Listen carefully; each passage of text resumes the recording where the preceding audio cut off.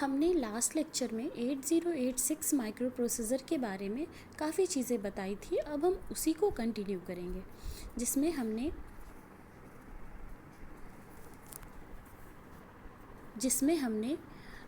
8086 micro processor के features कि ये 16 बिट के डेटा बस होती हैं, 20 बिट की एड्रेस बस होती हैं, इसकी एड्रेसिंग कैपेबिलिटी 1 मेगाबाइट होती है। ये सब चीज़ें हमने बता दिया था। मैक्सिमम मोड और मिनिमम मोड के बारे में भी बताया था। ये बेसिक इसका पिन डायग्राम है। उसके बाद हमने डिफरेंस 8085 और 806 प्रोसेसर के बीच में बताया था। उसके बाद फंक्शनल डायग्राम पे हम डिस्कस कर रहे थे, जिसमें BIU बस इंटरफेस यूनिट के बारे में डिस्कशन हो चुका था। बस इंटरफेस यूनिट के अंदर जो सेगमेंट रजिस्टर होते हैं उनके बारे में भी हमने डिस्कशन कर लिया था। उसके बाद जो दूसरी यूनिट होती है 8086 माइक्रो प्रोसेसर में, वो होती है execution unit. Execution unit gives instruction to BIU stating that where to fetch the data and then decode and execute those instruction. Execution unit जो होती है वो जो है main control operation execution unit में होता है। तो वो इंस्ट्रक्शन देती है BIU को कि फेच डेटा को फेच कैसे करना है, डिकोड करना है और एग्जीक्यूट करना है। इसमें इसका कोई डायरेक्ट कनेक्शन नहीं होता है बसेस से, ये जो है BIU के थ्रू कनेक्ट होती है। उसके बाद फ्लैग रजिस्टर के बारे में हमें डिस्कशन करना था। 8086 माइक्रो प्रोसेसर में 16 बिट का फ्लैग रजिस्टर होता है। 8085 में 8 बिट का फ्लैग रजिस्टर होता था, इसमें 16 बिट का फ्लैग रजिस्टर होता है। फ्लैग का मतलब ही होता है सेट ऑफ फ्लिप फ्लॉप। कई सारे फ्लिप फ्लॉप का ग्रुप है ये। इसमें जो है बेसिकली हमारे रिज़ल्ट का क्या स्टेटस है वो ये फ्लैग रजिस्टर बताता है, बिट वाइज बताता है। एक पर्टिकुलर बिट हमें बताती है कि हमारे रिज़ल्ट का क्या स्टेटस है। तो 8085 के फ्लैग के बारे में हमने डिटेल में स्टडी करी थी। तो 8085 में 5 फ्लैग होते हैं, sign, zero, auxiliary carry, parity और कैरी। इसमें जो है इन पांचों को छोड़ करके भी फ्लैग होते हैं, ओवरफ्लो, डायरेक्शन, इंटरप्ट इनेबल और ट्रैप, जिनको 2 कैटेगरी में डिवाइड किया गया है। 6 फ्लैग्स को हम बोलते हैं स्टेटस फ्लैग और 3 यहाँ कंट्रोल फ्लैग हैं। So 16-bit register that behaves like a flip-flop, that is it changes its status according to the result stored in the accumulator।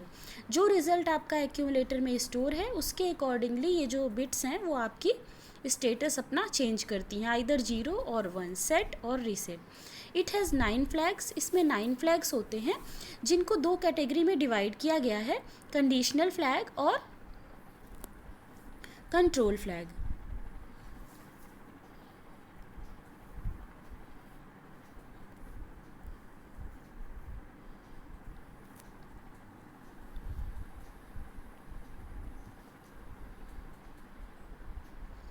Conditional flags में जो आते हैं वो है कैरी फ्लैग। कैरी फ्लैग ये बताती है कि आपका जो अरिथमेटिक ऑपरेशन हुआ है उसमें कैरी जनरेट हुई है या नहीं हुई है। अगर कैरी जनरेट हुई है तो ये फ्लैग सेट हो जाता है, अदरवाइज़ ये रीसेट हो जाता है। ऑक्सिलरी कैरी फ्लैग जो है बिट वाइज जो हमारा BCD एडिशन होता है उसमें यूज़फुल होती है। 4th बिट यानी कि जो हमारा D3 से D4 में कैरी जनरेट होती है तो ये फ्लैग आपका ऑक्सिलरी फ्लैग सेट हो जाता है, जो हमने पढ़ा था ऑलरेडी 8085 माइक्रो प्रोसेसर में। The processor uses this flag to perform binary to BCD conversion में इसका यूज़ होता है। पैरिटी फ्लैग जो है वो आपका जो है पैरिटी बताता है। पैरिटी आपको पता है इवन पैरिटी और ऑड पैरिटी होती है। माइक्रो प्रोसेसर जो है वो इवन पैरिटी शो करता है। अगर नंबर ऑफ वंस रिजल्ट में इवन होते हैं तो आपका पैरिटी फ्लैग सेट हो जाता है, अदरवाइज पैरिटी फ्लैग रीसेट हो जाता है। 0 फ्लैग आपको रिज़ल्ट का स्टेटस बताता है कि आपका रिज़ल्ट 0 तो नहीं है। अगर आपका रिज़ल्ट 0 आ रहा है तो ये फ्लैग सेट हो जाता है। अगर आपका रिज़ल्ट कुछ भी है नॉन ज़ीरो तो ये फ्लैग आपका रीसेट रहता है। इसी तरह साइन फ्लैग है। साइन फ्लैग जो है पॉजिटिव और निगेटिव रिजल्ट को बताता है। अगर आपका रिजल्ट निगेटिव में आ रहा है तो साइन फ्लैग सेट हो जाता है। ओवरफ्लो फ्लैग 80 माइक्रो प्रोसेसर में नहीं है। This flag represent the result when the system capacity is exceeded. जब आपकी सिस्टम की कैपेसिटी बढ़ जाती है यानी कि ओवरफ्लो हो जाता है तो ये आपका ओवरफ्लो फ्लैग जो है सेट हो जाता है। डिफरेंट कंट्रोल्स फ्लैग्स होते हैं इसमें एग्जीक्यूशन यूनिट में। डिफरेंट कंट्रोल फ्लैग्स होते हैं। Control flags controls the operation of execution unit, जो एग्जीक्यूशन यूनिट के ऑपरेशंस को कंट्रोल करते हैं। There are different control flags जिसमें कि आपका ट्रैप फ्लैग है, इंटरप्ट फ्लैग है, डायरेक्शनल फ्लैग है। Trap flag is used for single step control and allow the user to execute one instruction at a time for debugging. Means ये आपको allow करता है कि एक इंस्ट्रक्शन ही एट ए टाइम एग्जीक्यूट हो। अगर आपका ट्रैप फ्लैग सेट हुआ तो इसका मतलब कि आपका माइक्रो प्रोसेसर एक instruction at a time execute करेगा। If it is set then the program can be run in a single step mode. इसी को हम सिंगल स्टेप मोड भी कहते हैं। सेकेंड कंट्रोल फ्लैग है आपका interrupt flag. It is an interrupt enable और disable flag that is used to allow prohibit the interruption of the program. If it is set then interrupt enable condition and set to 0 for the set to 1 for interrupt disabled condition.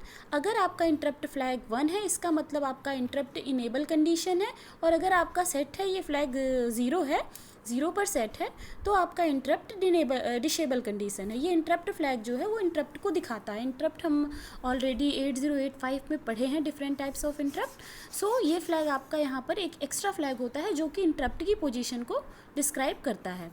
Directional flag it is used to string operation.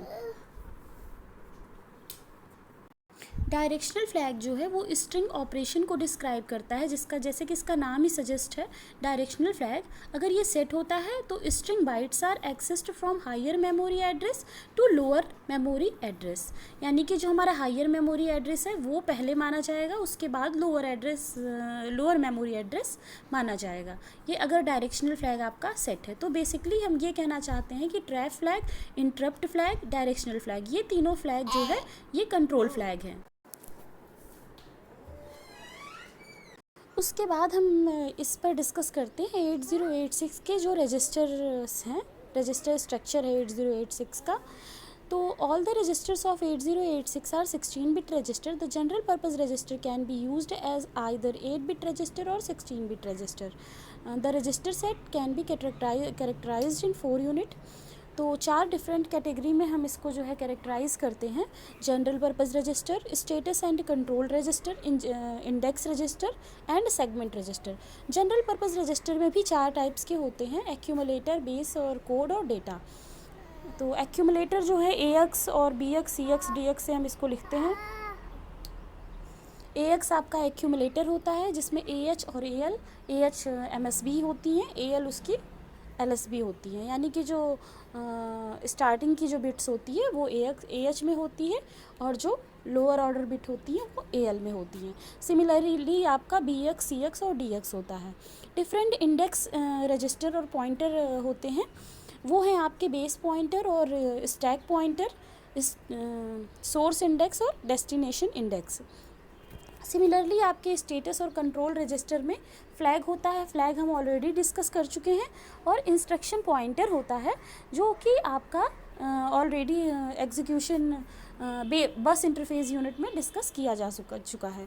तो instruction pointer जो होता है वो 16-bit का register है जो हमारी next execute होने वाली इंस्ट्रक्शन के एड्रेस को स्टोर करता है।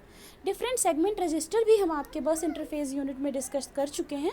Code segment, stack segment, data segment and extra segment. Segment register में जो वैल्यूज़ होती हैं वो हमारे मेमोरी सेगमेंट के बेस एड्रेस की वैल्यू होती हैं।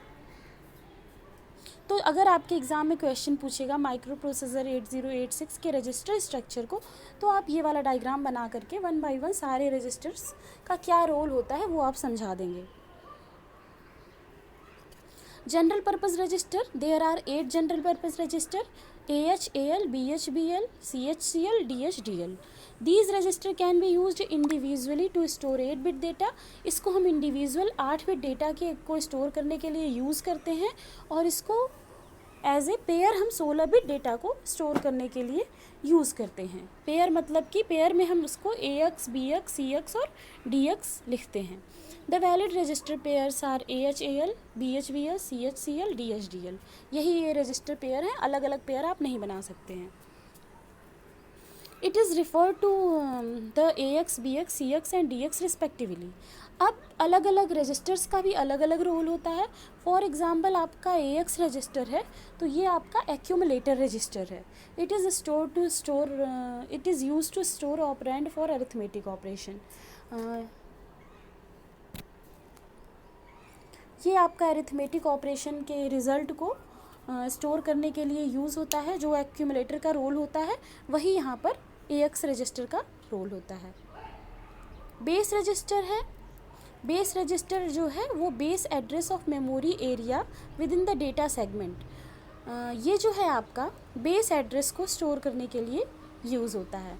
CX रजिस्टर काउंटर की तरह बिहेव करता है। जब हम लूप वाले प्रोग्रामिंग बनाते हैं तो ये एज ए काउंटर हम यूज़ करते हैं।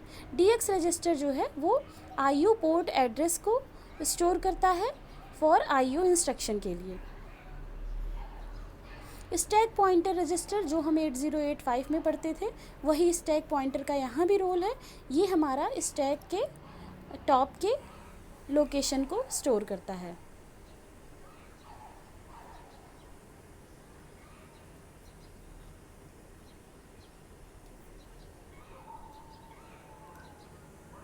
मेमोरी एड्रेस जनरेशन ये हम आपका अभी नेक्स्ट लेक्चर में डिस्कस करेंगे।